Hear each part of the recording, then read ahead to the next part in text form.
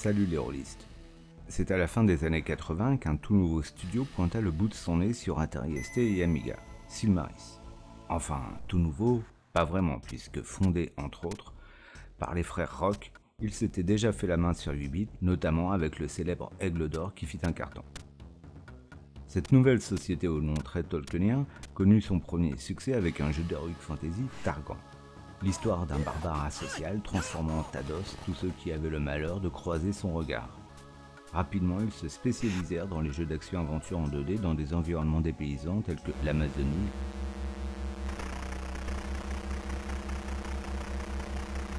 le Far West, la science-fiction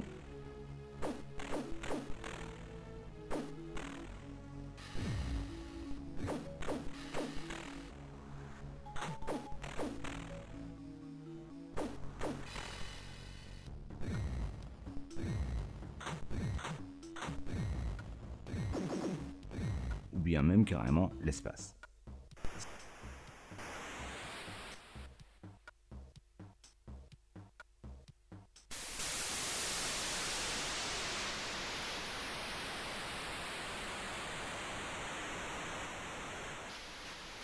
C'est ainsi que quelques années plus tard, en 90 pour être plus précis, le studio nous offrit le jeu de rôle Crystal of Arborea.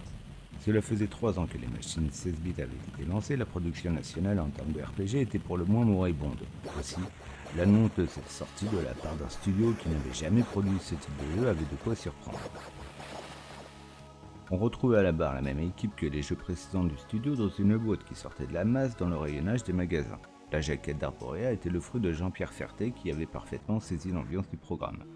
Un elfe et un magicien prêts à en découdre dans des bois touffus, avec une horde d'ennemis en premier plan.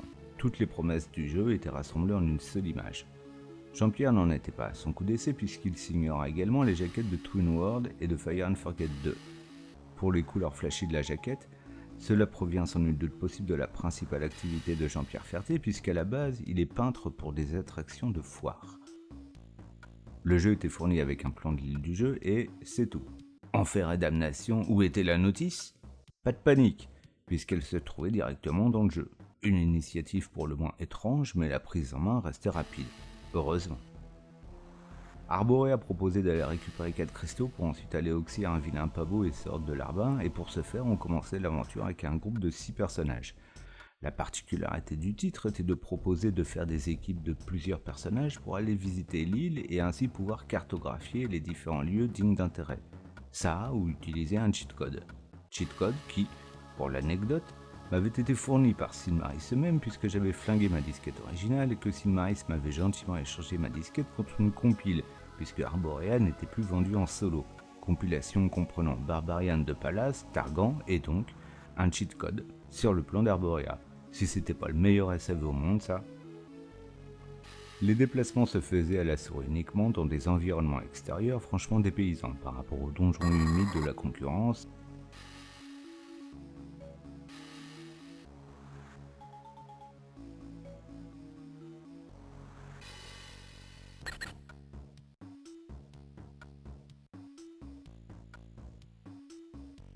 Et l'on pouvait même rencontrer quelques PNJ. Enfin, les combats étaient au tour par tour, un système ingénieux mais qui plombait un peu ces séquences, surtout lorsqu'on enchaînait des groupes d'ennemis dans les cavernes. Dites-moi ce que vous pensiez de ce système de combat et si vous l'aviez déjà retrouvé dans d'autres jeux. Plus loin, on récupère un sort nous permettant de sauter d'un endroit à un autre de la carte, nous faisant gagner un temps précieux, surtout que les déplacements pouvaient être freinés par le cycle jour-nuit, comme par les mauvaises rencontres. Mais un problème de taille venait de tout mettre en branle, le jeu était trop dur et impossible à finir. Le dernier combat ne pouvait être remporté et j'y suis arrivé uniquement grâce à un bug que je vous invite à découvrir sur mon onglet. C'est la raison pour laquelle vous ne le savez peut-être pas mais qu'une version améliorée fut proposée peu de temps après, notamment via la compilation qu'il m'avait envoyée. Dans cette version, l'intro était différente, on pouvait choisir soi-même son équipe même s'il n'y avait toujours pas trace de la moindre femelle dans le jeu, y compris chez les PNJ dans la veine d'Ultima et Gothic. Autrement, on pouvait désormais utiliser le clavier pour les déplacements et de nouveaux sorts faisaient leur apparition, si bien qu'avec 2 magiciens pétés de sorts, le boss ne posait plus de problème.